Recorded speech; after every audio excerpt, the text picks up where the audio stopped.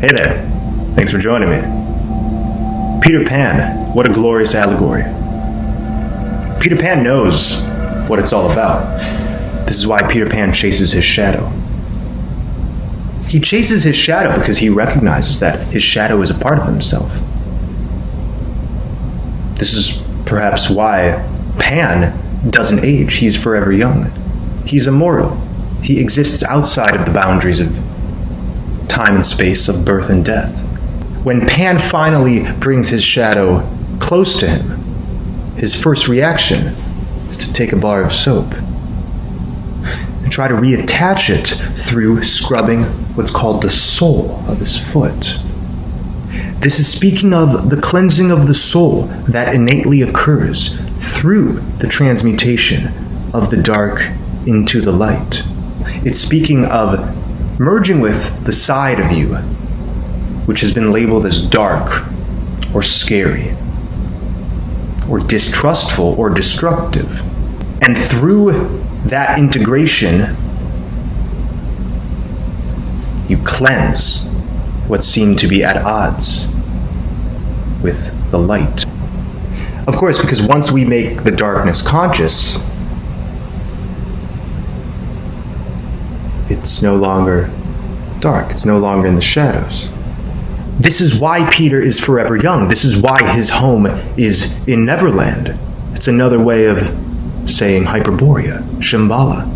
And Neverland is depicted as being accessed past a rainbow bridge.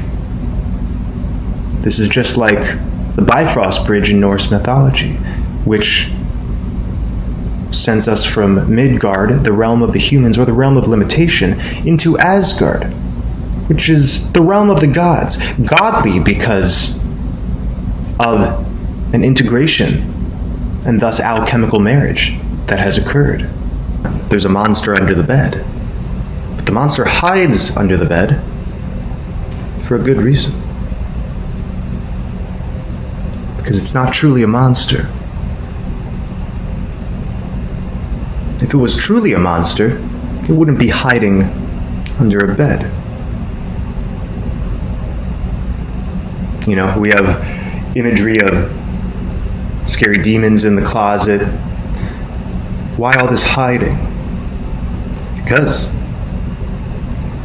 it is the distancing of the shadow that creates a life within that shadow that seems separate from you. To say in another way, if you run from your shadow is going to chase after you. But Mr. Peter Pan recognizes that when you yourself perform that chasing, you become the cause of creation and not simply the effect of a part of yourself that is hungry for attention. But the only reason it would feel as if a part of yourself wants to knock you down is because when we repress energy, it's going to manifest in some way or another to get the point across. The divine, or rather you, is going to do anything it may so you can realize integration. If we wish to break free, then we must stare deep into our own void. We must stare deep into what we call the pits of hell, so that fire can stare back at us. But it ain't gonna burn you. It's gonna burn what you don't require away, as if it never was separate from you.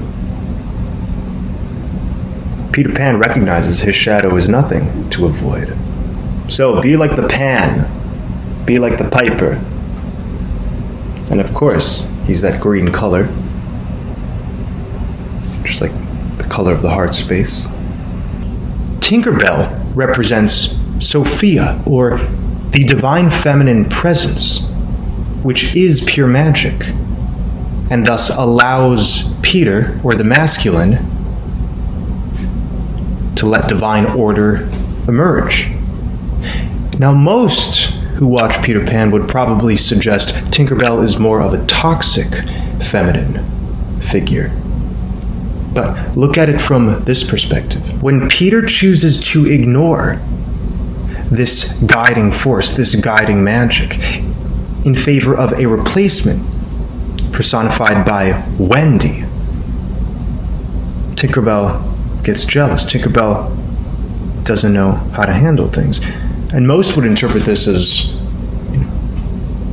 bad or wrong. That's not a divine quality, jealousy. But this is no different than the story of Adam, Lilith, and Eve, in which the masculine decides to ignore the fertile ground, right?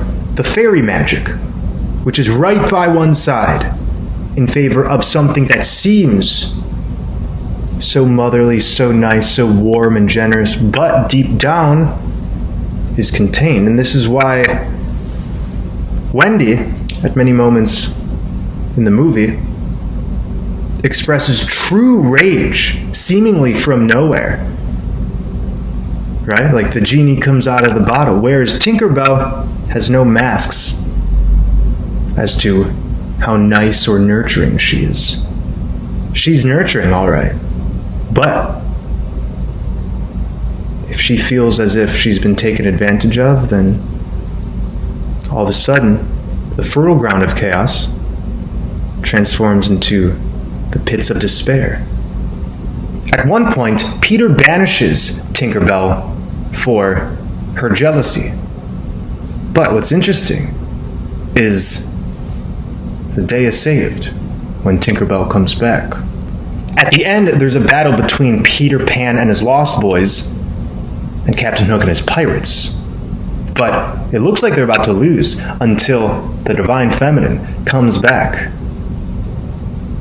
And instead of feeling jealous, actually nurtures that very masculine energy that she's intertwined with. Tinkerbell is uncontained, and she is not afraid to go after what she desires. And what does she desire? She desires Pan. What does Pan do? Well, Pan doesn't cage Tinkerbell. Their relationship is so beautiful because Pan is out there exploring his own strength, his own mutability. Right? All around him, he has manifested, pirates to deal with and Indians to play with. He has his troop of lost boys. And because he is expressing himself in full through his divine masculine gifts, Tinkerbell is in love.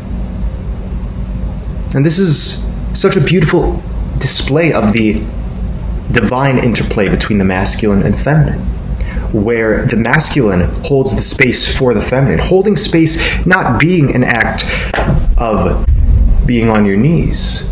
Holding space meaning your presence itself, one's masculine presence,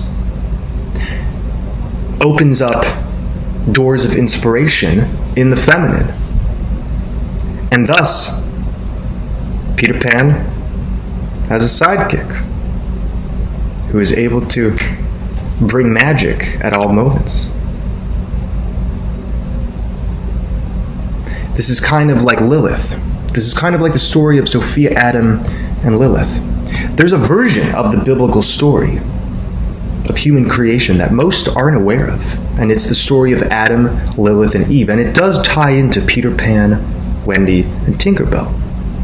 And this isn't simply a story of three beings. We're talking about an allegory about the disappearance of the true divine qualities of the masculine and feminine and the introduction of their toxic counterparts.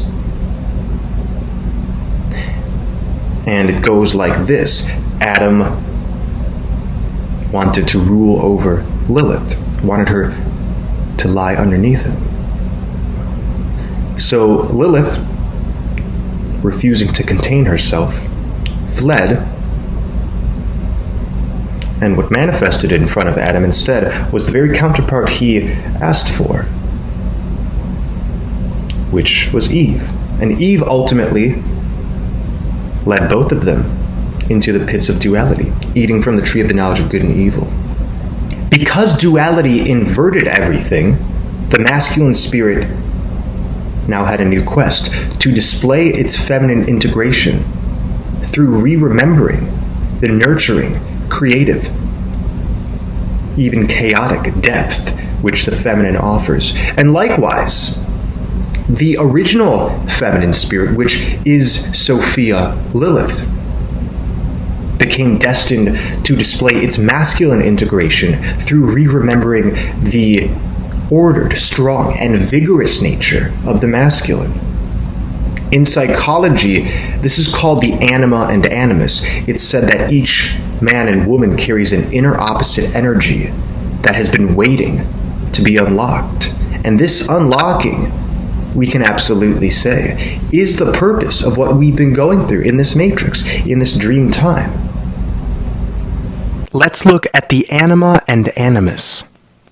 Just as males and females are outwardly different, yet complementary, there are dormant inverse energies within. Anima, in the unconscious of the male, is the inner feminine personality.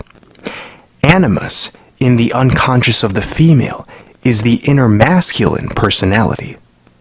So the Anima and Animus are the opposite gendered parts of ourselves, which can be realized and fully developed to erect the true self. To put in another way, there is in the unconscious of each man an inherent image of woman who helps him understand her being, and in the unconscious of each woman an inherent image of man who helps her to understand his being. When the anima is not fully integrated, the man can express without conscious control greed, moodiness, egotism, and the inability to relate to others. But when the anima in a man is fully integrated, he can access the parts of himself which are self-nurturing, creative, empathetic, intuitive, and longing to relate to others harmoniously. When the animus in a woman is not fully integrated, a woman can express unconsciously a domineering, boastful, and emotionally uncontrollable personality. But when the animus in a woman is fully integrated, she can access the parts of herself which are rational, centered, strong, and full of divine courage. In the context of resolving dualism, the incorporation and development of our inner opposite is absolutely necessary. A man projects his anima onto typically one woman at a time, usually his partner or lover. These projections that I'm going to talk about, they're archetypes which are representative of the inner opposite and the state of that. An undeveloped anima is like Marilyn Monroe, a physically and sexually attractive female who embodies external beauty and enchantment. A much more developed anima would be Mary Poppins, a strong, independent woman who is equally kind, loving, and in touch with her femininity. The ultimate developed anima would be the Virgin Mary, the embodiment of the complete divine feminine, transcending the limitations of this world. A woman projects her animus on men in her life, but unlike the typically singular projection of the anima, this projection happens to many, if not all men, in a woman's life. An undeveloped animus is like Tarzan, a brute man who exhibits physical but not mental or spiritual endurance. A much more developed animus would be James Bond, a smart, courageous, and capable man who has both physical and mental appeal. The ultimate developed animus would be like Jesus Christ, the embodiment of the true sacred masculine, who is full in his power in all ways. So whatever state of anima and animus one projects outwardly is representing that state within. So to realize the state of your anima or animus, ask yourself a question. What do you find when you think of a desirable woman or man? Is it sexual attraction, a strong leader, someone who is nurturing, a tyrant, what is the image that is conjured? This image will tell you the state of your inner dormant inverse energies, and by default will reveal what must be developed or emphasized in order to further that image into something more transcendent. What I'm saying is when we unlock our own inner opposite nature, and that's when completion is seen on the horizon. So the Great Mother has displayed all of this so the masculine energy could rekindle the feminine, and so she could rekindle her own masculine essence. It's one and the same. The Great Mother is not in a heavenly throne above this creation. Oh no. She has been purging along with us. This is why Lilith is actually the serpent. And we see this in artwork of Adam and Eve. This is spoken of in the Hebrew Zohar. From an esoteric perspective, the nurturing ground of chaos, which is the feminine, reflected to the masculine, its choice to be separate. This is why Sophia, Lilith, is considered the mother of demons, or the mother of archons. Why? Because if the masculine ignores the gifts of the feminine, the feminine erupts. Matter itself is Sophia's shadow, and thus the collective shadow. This is why everything here casts a shadow in the light. But let me ask you, do you get rid of a shadow by willing it to disappear? And do you even need to get rid of shadows? Well, Peter Pan doesn't feel the need to get rid of shadows, and he is quite the mythological figure, allegorizing what it means to be complete. He's in Neverland, past the rainbow. The shadow is all those uncivilized desires and emotions that are incompatible with the norms of society and with our ideal personality. It is all that we're ashamed of, that we do not wish to be. But this judgment of the shadow being undesirable, again, leads to inevitably expressing the shadow. The unconscious leaks into the conscious, and before we know it, we're experiencing the disharmony we so aimed to ignore. The shadow snowballs, gets bigger and bigger as we further repress ourselves in the name of maintaining our persona. So a crucial step in individuation is the confrontation and thus assimilation of the shadow. Again, the shadow represents the aspects which are rejected by the ego, but which are projected in other people as belonging to them. It's the darkness which we have separated from our wholeness. Looking at oneself and admitting to jealous, greedy, selfish, narcissistic tendencies, this is making the darkness conscious. It's realizing one's moral deficiencies without the filter of the persona. And through this practice, one finds that the darkness all along was just a coping mechanism, a seed of trauma planted early on in one's development. This makes the darkness actually appear cute and in desperate need of unconditional love, not repression. So if you integrate everything you are, nothing can stop you. If you become friends with your shadow, then the monster under your bed becomes your tea time pal. Thanks for joining me. Take care. Individuation is the process of realizing full awareness of our unique nature and our intimate connection with ourselves and thus our surroundings. In summary, the individuation process is as follows: identification and thus stripping of the persona and its inherent falsehoods, the extraction and thus transmutation of the shadow, the parts of ourselves which have remained repressed and thus projected onto external reality, the reconciliation with our inner masculine and feminine aspects and how they are projected onto others, the encounter with the archetypal wise old man and great mother, the divine teacher within that is accessed through bringing the unconscious into the conscious. This is generally not a process which can be completed in a specific time frame. The unconscious cannot be completely assimilated. It is practically infinite in its manifestations. This is why this process is always going on within one who is aiming to achieve true self-realization. Our intentions guide our path and pave the way for expansion. So one must first have the inner fire that says, I want to become whole and truly know thyself. Careful observation of one's thought forms and actions and how they correspond and manifest lead us into realizing our unconscious and thus the perils of swinging from one extreme to another. We must heal. After all, if we cannot heal ourselves, we cannot effectively create the change that many of us feel is so desperately needed in the world. I am Hermes, messenger of the gods, eternally at your service.